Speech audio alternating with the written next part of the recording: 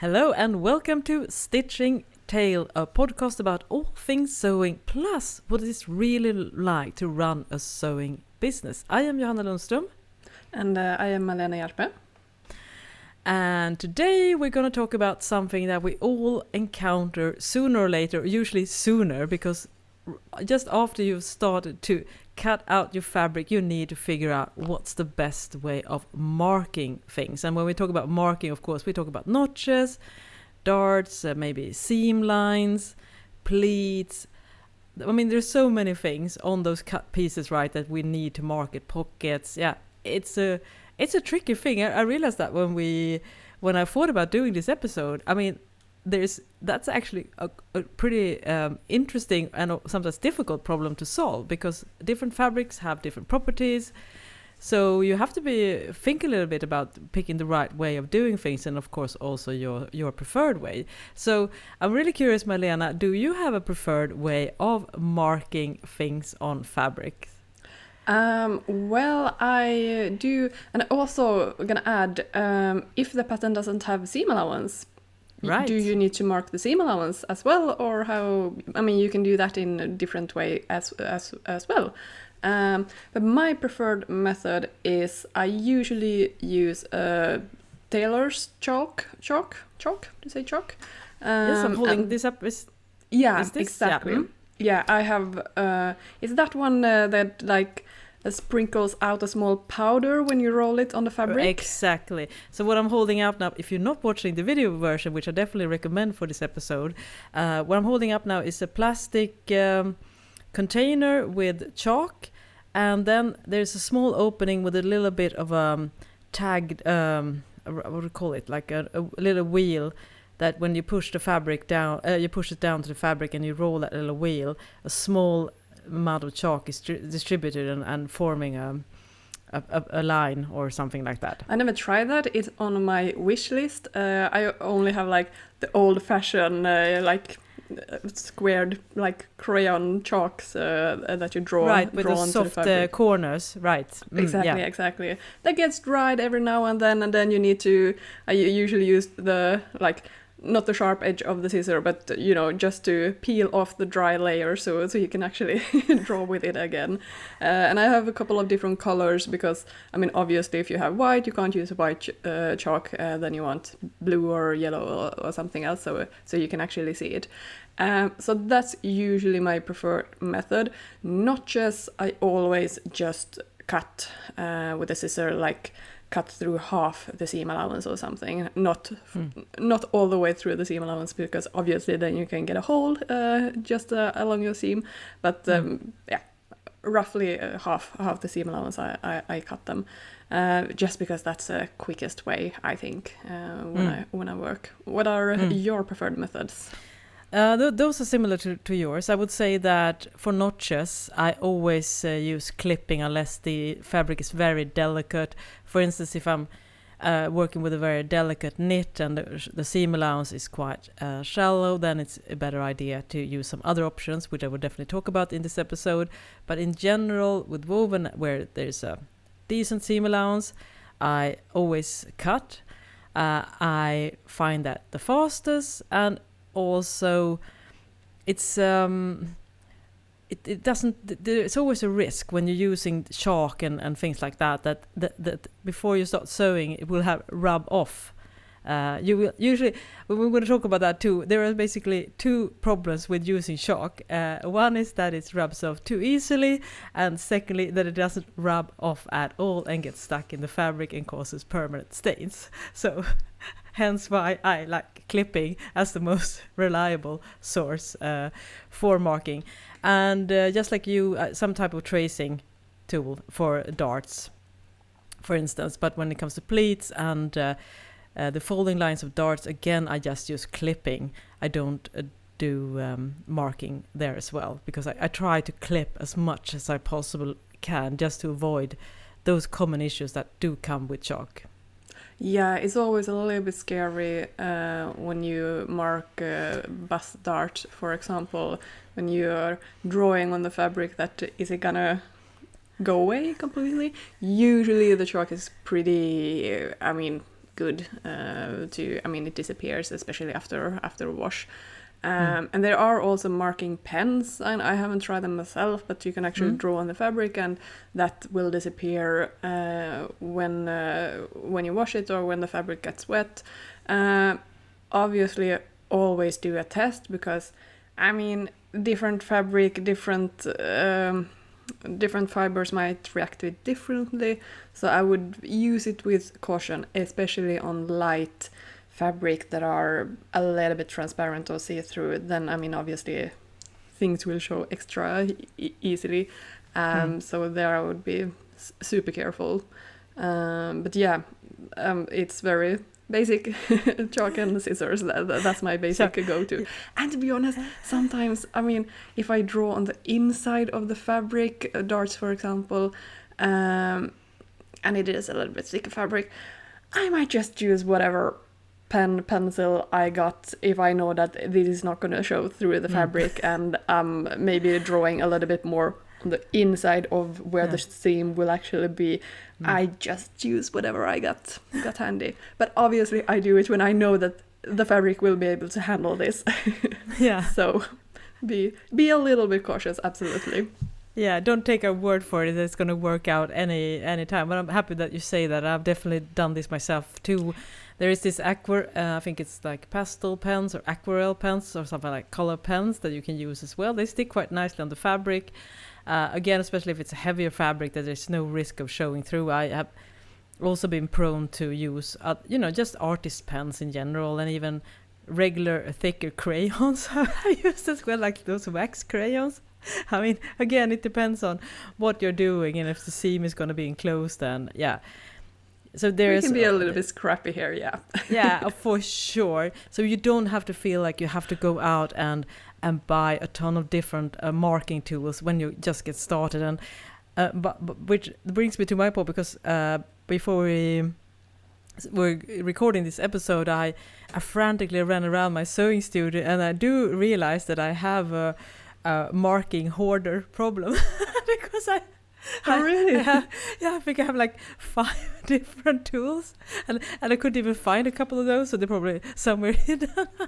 So I am just saying that if you are one of those people, I hear you, because I clearly have those tendencies myself, and which brings me back to the point that not all tools are suited for all purposes. And I think the biggest risk of run with chalk is the most tricky thing to solve, in my opinion, is that, as we all know, you should press as you go, and some chalk on some fabric is going to be really hard to just dust off, and they need to be removed before you press it with an iron, because the heat can actually fixate the color. So for instance, I've had this problem. I was sewing a white cotton eyelet blouse with had back darts, like full darts, and I used what I'm holding up now, which is a charcoal liner. It's from Clover. I'm gonna provide a link where I have done lots of posts about this, so I'm going to provide links about all the tools that we're talking about today that you will find in the show notes of this episode. But the charcoal liner from Clover is really, really good. It's a pen with a wheel, but it's much more exact and easy to work with than compared to the red wheel I'm holding here, the classic one that is like almost like a triangle. But however, the blue one, and I guess it kind of makes sense because it's white, and because eyelet fabric is where you have this whole embroidery, so there's a lots of things where the color can get kind of sucked into. So normally you can usually dust it off. For instance, the tracing wheel I'm holding now, which is from another brand. You can see here at the top I'm holding up here, there's a little brush, and a lot of marking pens as well have this little brush at the top, which means you can usually dust off the chalk before you use any heat. However, on white cotton eyelet, the color got kind of stuck in the embroidery stitching, so I was not able to remove it. And obviously you need to press your darts because otherwise they're gonna look like a big mess. And yeah, I did trace it, of course, on the inside, but as we know, eyelet has holes in and this blouse I think I made 6 or 7 years ago, and despite numerous washing, there's still blue lines left on that fabric on the inside. It just got stuck. I couldn't get rid of it. So there are definitely instances where you should not go anywhere near those chalk, the color ones especially. And I think I'm not the only one who's had this happen on special fabrics. So that's my main trick. And I would love if you listeners have any better ideas, because in my experience, the only way of getting rid of it before you press is either to use, when I'm holding up like a microfiber cloth, you can either just use it dry or a little bit wet, or with that included brush. But sometimes the chalk does get stuck inside the fibers, and when you're sewing zippers, for instance, and you have that top stitching line, again, it's gonna be a problem. So there are options that I will share that I can use instead, but be aware of that. Yeah, that's annoying. Annoying. It's so annoying. Yeah, and usually it's fine because you mark where you're gonna sew, so usually it's on the inside, so it won't be visible even though it is there. But broderie anglais or it is gonna show through, obviously. Nightmare. Yeah, nightmare, yeah, for sure. So, for instance, if you look at older sewing books, there is other techniques, and they usually, I don't know, were you taught that in school, Malena, where you use thread knots instead of marking pens? So we're going to post pictures on this podcast episode from one of my older sewing books. So if you go to older sewing books, there's always a method that they show where you do almost like you would do little dots to mark, and then instead you use threads, like a little thread knot at the end. For instance, when you sew a dart, you do it on the end points, at the tip, and 2 on the sides to help the gauge. So for instance, a bust dart would have five knots, 1 at the top, 2 at the legs, and 2 in the middle. And that's if you are unsure and working with delicate silk that has seaming, I think that is still probably the best idea to take that extra time, and it's very easy to remove the thread afterwards. So sometimes those old sewing books, they do have a point that even though you have this massive amount of different tracing techniques to choose from, going old school is probably better on the more delicate fabrics, in my opinion. Yeah, well, like it sounds like also like hand basting, basically, with long loose stitches might be easiest to do. Yeah, it's a little bit tricky. Yeah.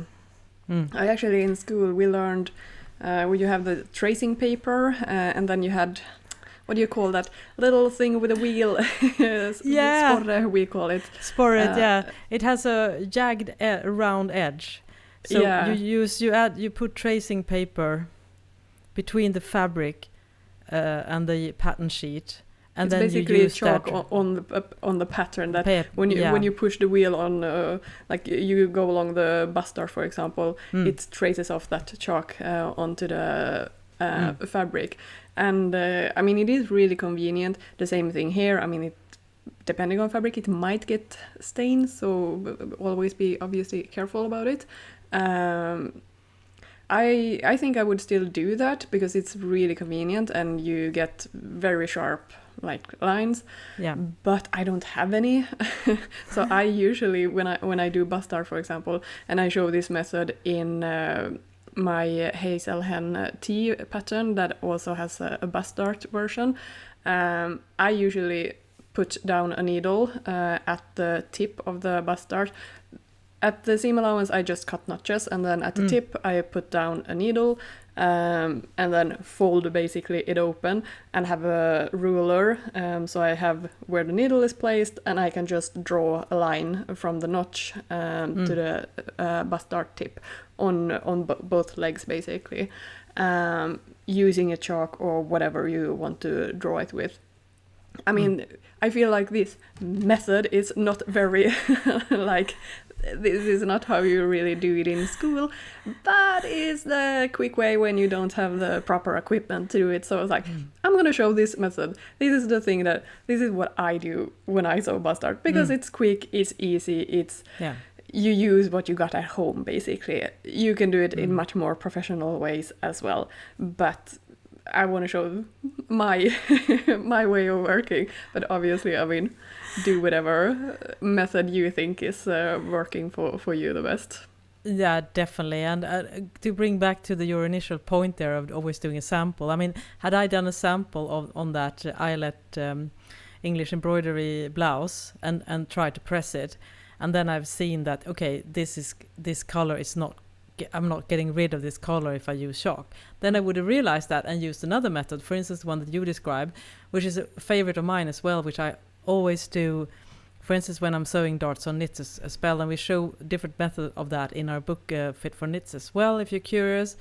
And I also have a tutorial on this on my blog as well. So we're definitely going to post some pictures, I think, about that as well, Malena. So you get that simple tip that you say. Just at the tip of the dart, insert a needle, and then just draw lines and cut at the end. So you don't, I think sometimes we overcomplicate things, and for sure you might feel that the first time it's a little less exact than compared to, for instance, if you had used tracing paper, which you mentioned, Malena, or tracing wheel or tracing shark.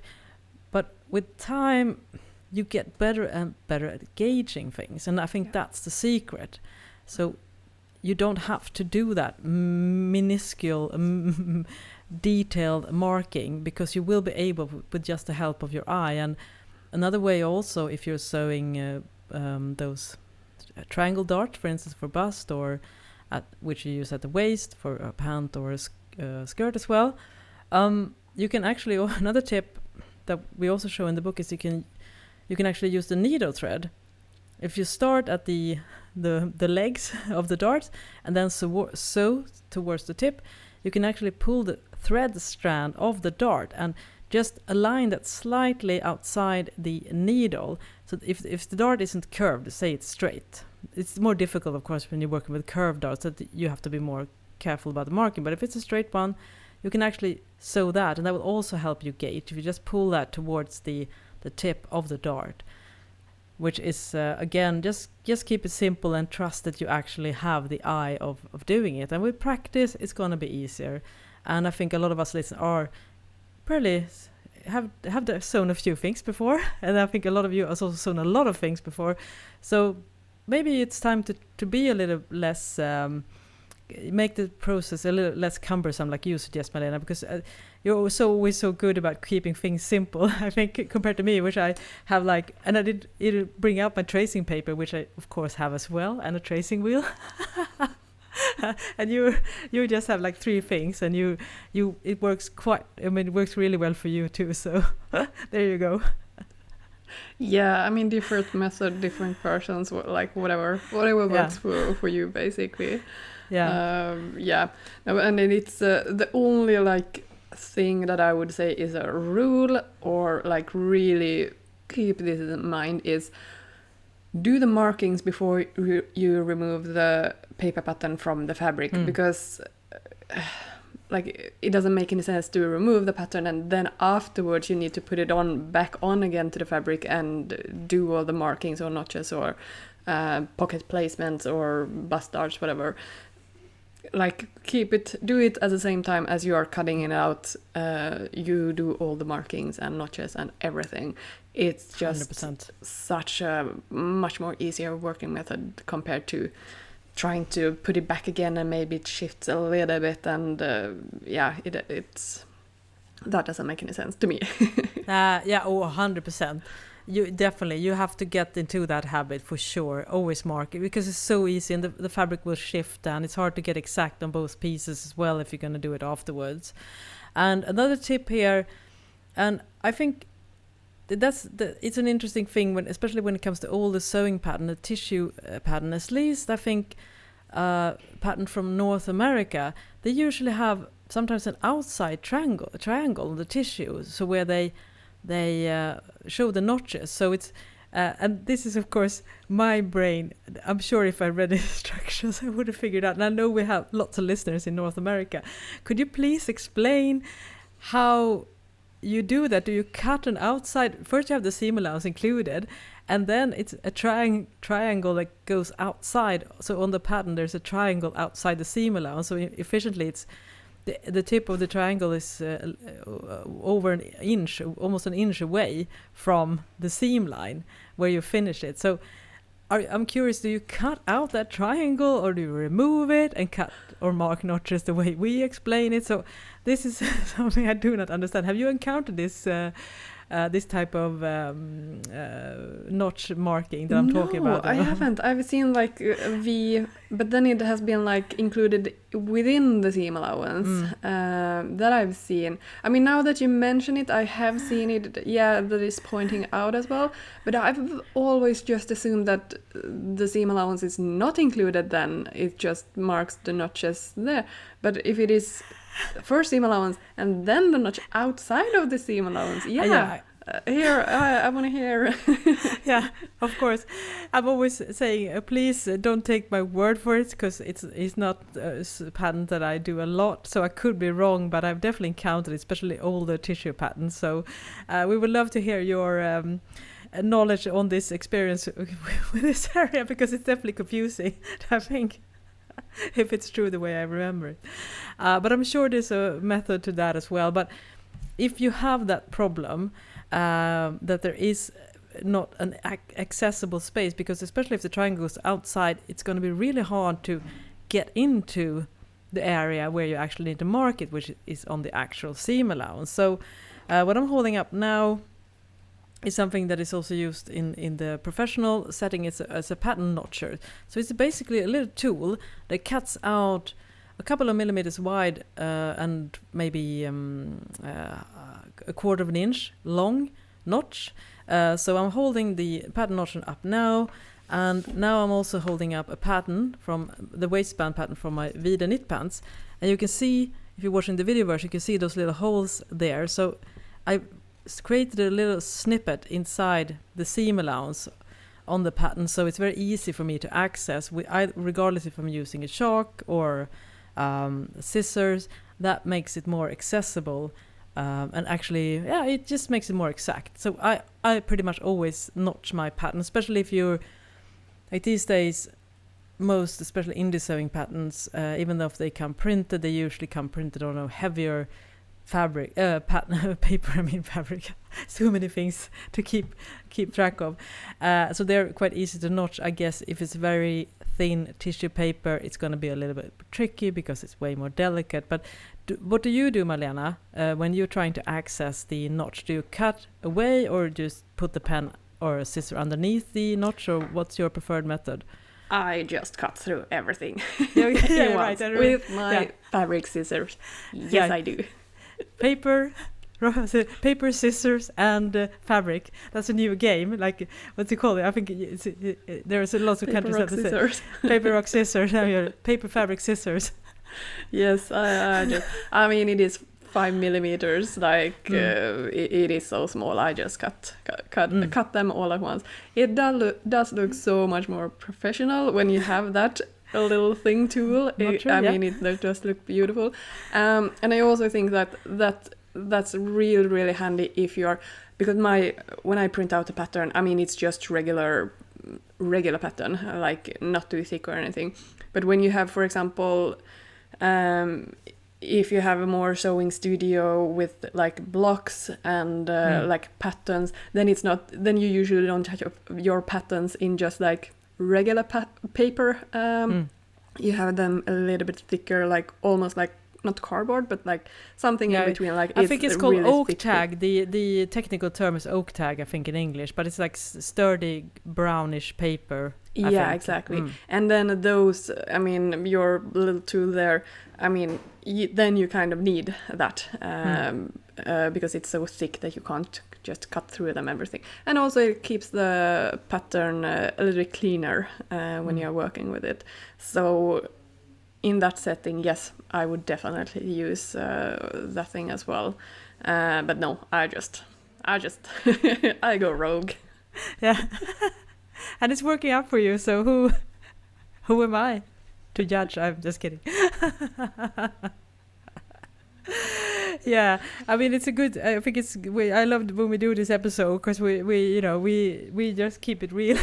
We're not trying to pretend that we're doing everything exactly by the book. I mean, we do because I think also you have to think about sewing should be fun and doesn't feel like too much of a hurdle. So if there are ways and shortcuts of you saving time and not making everything so fiddly, I mean, go for it for sure. Just know what you're doing, and I mean, then you will be fine, definitely. But that's just a tip. That's more of a pro tip for sure. But the pattern notcher, but it's not too expensive, and I actually am a huge fan of it.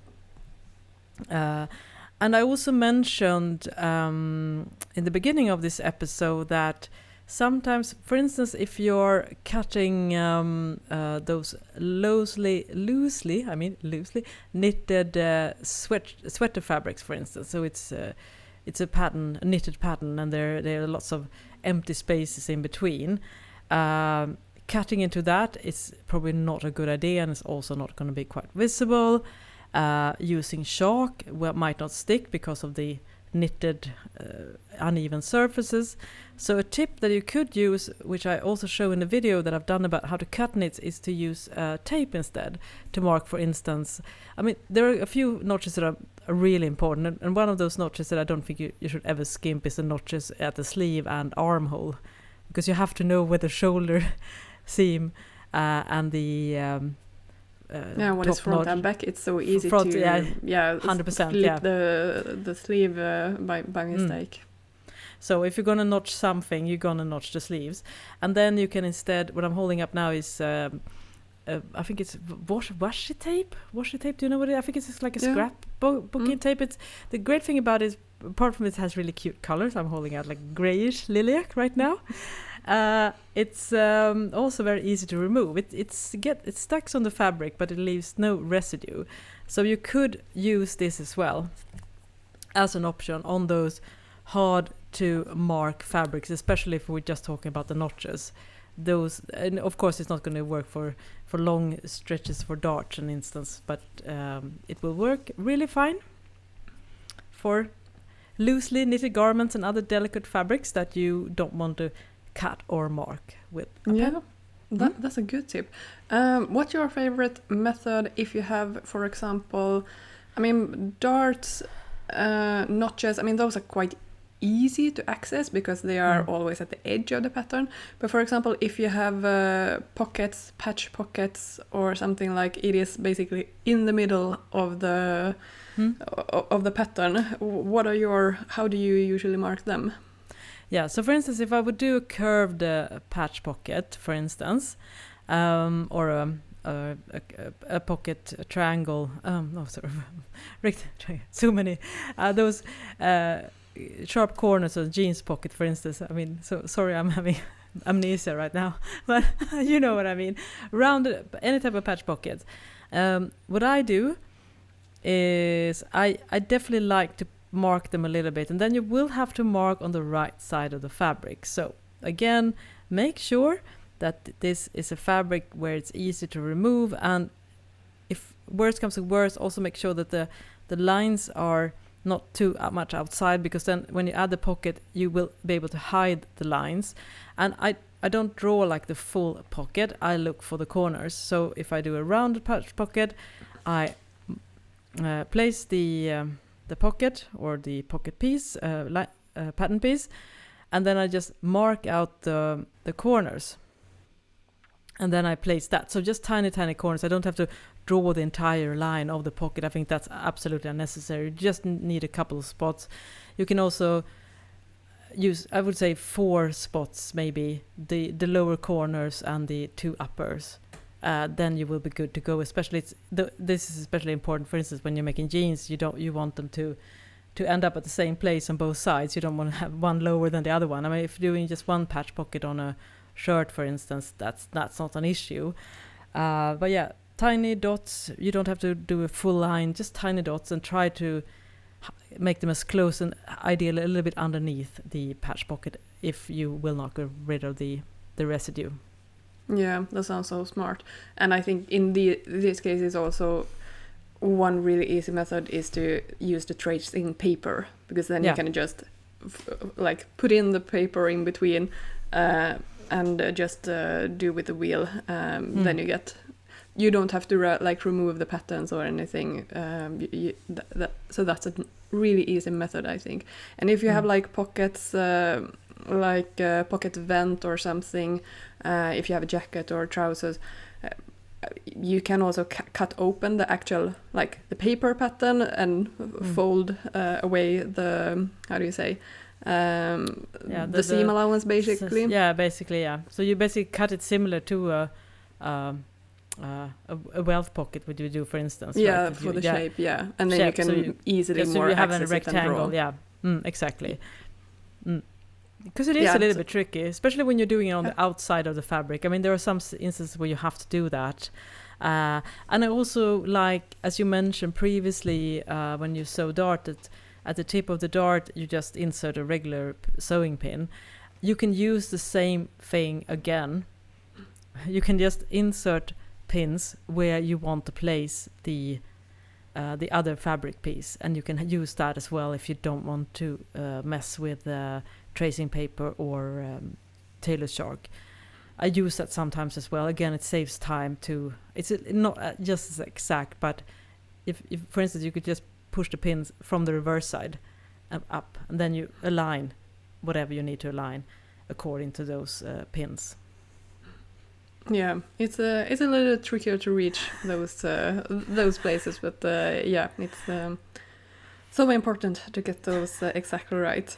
Yeah, so one thing that I do think is so, I don't know why I am so fascinated about this, but when I see pictures of proper tailors when they work and they have their patterns on obviously very beautiful wool fabrics, and then they just draw the corners with the chalk, so they like the pattern then don't have the seam allowance, and then they just draw markings for where the seam allowance, and they cut around it. It's, I don't know, I find that so fascinating. Yeah, it's amazing. And speak about having a trained eye for gauging. I mean, wow. I love that as well. And we haven't even talked about that, but that is an option. So if you don't want to add the seam allowance on your sewing pattern, if you have an old school sewing pattern that is made for tissue paper, for instance, that is a way of doing it, is to actually trace around it. Of course, not all fabrics, but yeah, when they are able to do, because I need a measuring tool if I'm going to do that. I am not on that level for sure. I'm decent at gauging roughly about 1 centimeter to 1.5 centimeters, but it's so tricky to get it exactly right with just the eye, I find. What about you? Are you good about this kind of distance gauging? Yeah, I'm pretty. Yeah. I think I have a pretty good eye at gauging. Like, I mean, not too. If it comes too wide, I mean, then obviously I can't gauge it. But anything with under 10 centimeters, I'm pretty good at gauging, especially 1 centimeter. Ooh, by the way, when we talked in our previous episode about seam allowance, I think we said that 1 centimeter is a 3/4 inch. Yeah, right. But it is 3/8. 3/8. Yeah. 3/8. Yeah. And we know that, but sometimes it's the. I mean, you have no idea how tricky it is to make it the conversion on the fly, because we are using the metric system. Yeah. So I also converting it to English while we are not native English speaking. No. So pardon us.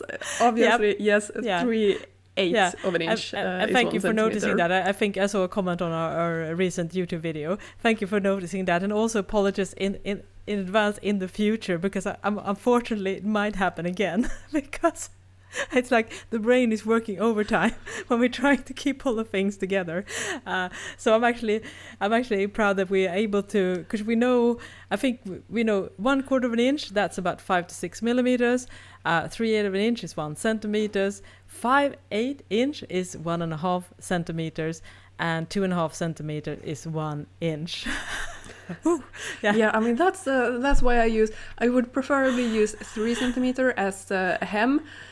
But it's just so much easier to write 1 inch 2.5 centimeters hem instead. Yeah, so I know. that's the reason why I have 2.5 centimeters instead of 3 centimeters. It's just easier with the conversion. Yes, I know. I've done the same sewing pattern as well. Because so we have to like meet halfway, I think, sometimes, because of course we have a global audience, and we still don't have the same measuring system. So yeah, it's tricky for sure. And it's always, I mean, not to mention when we're doing the conversion on the size charts, right? When we're doing and I actually it's there are so many numbers to deal with, but thank you for noticing. And also if you feel that it sounds a little bit wrong that we're saying, we probably are saying it wrong, so definitely double check. Yeah, but if you are not good at gauging this 1 centimeter for seam allowance, there are these, basically it looks like a ruler, but it's more wide and it has like lots of lines. So basically those are like with 0.5 centimeter or 1 centimeter distance. Those are really easy, since they are see-through, really easy to place on top of the pattern, and then you get exactly 1 centimeter's distance, so you can easily draw them. I've also seen somebody who uses small round magnetic things on magnets. Your scissors. Magnets. Magnets. That are then 1 centimeter in distance. I mean, yeah, the same with at the seam allowance. So when you cut it, you have that basically as a spacing tool. I never tried it, Clever. but it looks kind of funny.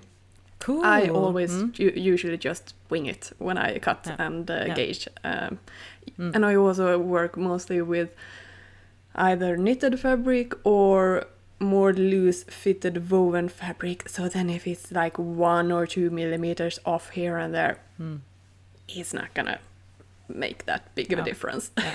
Yeah. To be honest. And I'm not surprised that you're good at gauging, because you do work with numbers, and this is your work, right? You have spent the last decades, really. It's so funny. When we are in fittings, for example, back in the days when I was employed and went to fittings every single day, and we are like discussing like the pocket size and and they were like, no, but we want it 9.5 centimeter. That is too small. And then when you measure it and you see like, we said 9.5 centimeters. It is actually 9 centimeters. So it's just mind also, like we... Wow. You become pretty good at gauging. And it's funny, when I went to a hairdresser once, I was like, I want to cut quite a lot, like 10 centimeters, 4 inches. And she was like, oh yeah, like this. I was like, no, that's like 2 inches maximum, 5 centimeters. Like, no, I want 10. I'm like, okay, so like this. No, like, do I need to bring out the ruler? Come on. Chop it off. She was basically showing half the length that I wanted to. I don't know if she just were able to gauge or was scared to cut too much or something. It's probably a combination of both, and I can imagine also with hairdressers. I think a lot of people have issues with having their hair cut too short, so a lot of hairdressers probably err on the safe side. So if I say cut 5 centimeters, they are probably thinking, oh, she only means 3 centimeters. She probably means this instead. Yeah, exactly. But you're like, I know my numbers. No, I'm more like, I go to the hairdresser once a year, maybe. So cut away decent amounts. Yeah. But yeah, it is, I mean, I always have a ruler or like measurement tape as well with me, because you want to be exact, obviously. Yeah, I'm very impressed, and I will also say that if I have to add seam allowance on a pattern on the fabric, I also do slight gauging. I don't draw straight lines. What I do is just that I add some dots, somewhat evenly spaced, and then I just cut those, so I don't draw straight lines. And I think again with time and practice, you definitely get more and more experience with cutting pretty straight. So it's a wonderful thing. And I think also with sewing, and especially for you that works in pattern making, is that a lot of us, I think, when we leave school and don't need to, what we say in we call it in Sweden like head math. When you do calculations in your head, you don't use a calculator. You're able to do it with your brain, right? I don't know. The exact transition would be like brain math or brain calculation, but you know what I mean. You don't use a computer or your mobile phone or whatever to use a calculator. And I find that sewing and pattern construction, that helps with that. And I've noticed that among my fellow generational people, that I am still quicker with the numbers. And I think that's probably because of sewing, because I do not deal with that kind of calculation in my various day jobs. And I can imagine for you, that's kind of multiplied because you use so many numbers, and I think it can actually be helpful, the fact that we do use a lot of numbers. So sewing is just not a leisure hobby and a way of expressing creativity. It can also, I think, keep the brain alert, especially when it comes to math. Yeah, I totally agree with you on that one. But I'm pretty good with numbers in general. Like mathematics was actually one of my not favorite subjects, but I'm like it came natural. So I kind of like it. But in my everyday, if I have a weird number that it is divided by 2 or multiply by 2. I usually take my measurement tape. I think we talked about this in a previous episode. But show it again. I mean, let's say 27. What's the half of that? 27, fold it, and then I look at the number. Like, that's usually how I quickly calculate things. I use a measurement tape to a very analog way of dividing things by 2 or multiplying it by 2. Talk about a pocket calculator. Very old school. Doesn't require any battery or charging. Excellent. So remember when you heard this first that you can always use your measuring tape when you need to. No, this is gold. It's so quick. And just when you want to be like, you had some weird uneven numbers, it's just so much easier to double check that you're not making any mistakes. Yeah, absolutely. Great idea. And I will not claim to be a mathematic genius as well. I definitely think that doing this kind of small calculations over and over, it definitely keeps the brain a little bit alive. And I'm curious to see if you agree with me or not. Or I'm just trying to frame sewing as a very mental, brain healthy activity. No, but that's but I think definitely it is problem solving. Yeah. I mean, just think of it as a 3D puzzles, being able to puzzle pieces together and create a 3D shape. So I mean. I can claim that, sewists are smarter than regular people, aren't we? Like, come on. 100%. We're going to do a poll. Just 2 options. Absolutely. Are people who sew smarter? Yes and no. So if you're listening to on Spotify, maybe you can add a poll on our Instagram account, stitchingtalespod as well, for this episode. That would be so fun.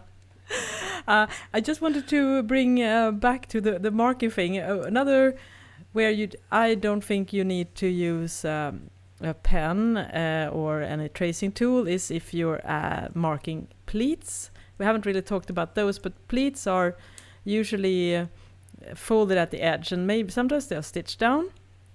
Sometimes they are just pleated at the seam allowance and then enclosed, for instance, in a waistband. And again, you do not have to. I would definitely recommend that you, especially going to do so many pleats, I would personally just cut tiny snippets into the seam allowance and then just match the pleats. And if I'm going to do a little bit of an but I think my brain is summer brain now because I cannot find the English word, but I will call it a more advanced technique, which I don't really think it is. But so if you have a pleat, for instance, a kick pleat, where you stitch down maybe 2 inches or 5 centimeters, for instance, and then the pleat opens, then of course you cannot just rely on the notches at the seam allowance. You also have to mark where the pleat stitching ends. And I use this also for darts and other type of sewing details in more heavier fabric. What I'm holding up now is an awl I think it's pronounced. This is a sharp little tool that looks like a big needle but with a very sharp tip, and then you can pierce through the fabric. So I'm just holding up a microfiber cloth now, which is totally unrelated. to sewing, but that's also on my table. And I just pierce that too. So we create a tiny hole, and I pierce that because on sewing patterns for those stitched pleats, there will be a little dot or something like that, which shows that the seam or a vertical line. So just pierce that little hole slightly inside that end and slightly upwards, and then you just align those holes. And for instance, you can also, for extra safety, you can, after you've done it, you can also insert just a regular sewing pin like you did with the dart, Malena, just to make sure that the holes are 100% aligned. So that's a really quick way of not having to draft all those stitching lines and all those top lines. So I'm a big fan of actually making holes into the fabric in order to save time when you're marking things. I actually never tried one, but it sounds really convenient. Because I mean, obviously, it's not creating, like, it's not breaking the fibers. It's just like pushing them aside, basically. Yeah, the threads are pushed aside, right? Yeah. So when the fabric moves, I mean, then they will go back to places, and the hole will disappear, basically. Exactly. But it sounds really convenient. Yeah, it's very convenient, and the trick is, of course, to mark it slightly inside the seam, so it doesn't. If you run into the risk of slightly damaging a thread, it won't be an issue because everything is enclosed, and you will backstitch over it, and it will be secure. Absolutely. So this is a good idea, and I've done several tutorials where I show how to use and all, and I will try to link to that as well. This is a massive topic, I realize, but this is so interesting, especially because, as we mentioned, and I think this is the conclusion, that there is no one way of doing it right. And I also had another thing which I don't use much, and I bought this maybe 15 years ago. I'm holding up now one of those pens that disappear after a while or with water. Have you tried one of those marking pens? No, I haven't, no. And I'm really curious about your experience with this, listeners, because this is something clearly that both me and Malena are not that experienced with. So what I'm holding up it looks like a felt tip pen. And then you trace it, and it's called like invisible marker or something like that. And you can usually either you have like 20 minutes for it to disappear, or it disappears when you wash it. So those are options as well. And I think especially in the US, you seem to have so much different type of tracing tools. So I think compared to, say, if you go to a regular store in Sweden, you don't really have that many options. I mean, for the longest time, the only thing that was available was the chalk that you're using, the solid piece, or the one that I hold up here, which has this like tracing wheel. But I've seen there are so many other ways of doing it. As you talked about those magnets or scissors. I mean, this is like mind-blowing stuff. Maybe we should go into that business, Malena. Marking, figure out how we could become inventors. Or maybe everything is already, because I love that idea. So crafted. Oh yeah, I could add that, and it's much simpler. And I'm sure we have just touched the surface, and there are probably more ways of doing it as well. And also, what you mentioned, those rulers that are great for adding seam allowance. I mean, if you don't have one, get one. There are big ones that are transparent plastic, and there are also like small seam gauge where you have this cut. Sometimes I have one in metal because I like it's very heat resistant, so you can use it when you're pressing. So you have so many different ways of doing all this kind of stuff. So I can totally see why I've got such a gearhead on this, because I realize I have 2 different metal seam gauges, and I have, I think, 3 different plastic rulers for seam allowance, like those transparent stuff. I mean, clearly it's time for a purge. Yeah, but I mean, you can like whatever small big tool you have, I mean, use them. I also have heard people who like, how do you say? You have 2 pencils that you tape together or something so they stick together. Obviously measure this, but then it becomes almost like 1 centimeter in between the tips, and then you can mark trace that pretty easily. So I mean, there are like lots of different scrappy tips, tools, ways you can use, work, whatever. And if you listeners have any other smart hacks or tips, let us know. It would be interesting to see if you have anything else as well. Yeah, that would lovely to hear. And I'm probably sure that's so good about having this online community, because there's so many ways of sharing stuff. And I mean, I would not be where I was today and learn all the stuff if it wasn't for the internet. I mean, we didn't have the kind of resources. Not even you, Malena, even though you're a very young person. Still. No, I'm 40 plus now, so no. All right, you can. The young card, I grew you can't up play without that. the internet. Internet came when I was young, so yeah, I've experienced that pre-internet area. Yeah, it was such a weird time. It's hard to explain to your kids. Yeah, all right, times. yeah. But this was such a fun episode, and definitely check out the show notes as well, where we're going to link and also hop over to our Instagram account that we will try to post pictures of at least some of the tools and techniques that we talked about in this episode. I hope you enjoyed this, and just drop us a comment, and if you have any more tips, we would love to know. So, I am Johanna Lundström, and you will find me over at thelostitch.com, where you can find my sewing books, sewing patterns, online sewing courses, and lots of tutorials. And my name is Malena Hjerpe, and you can find me at hazelhenpatterns.com or at Instagram at Hazelhen Patterns. Talk to you soon. Bye-bye. Bye.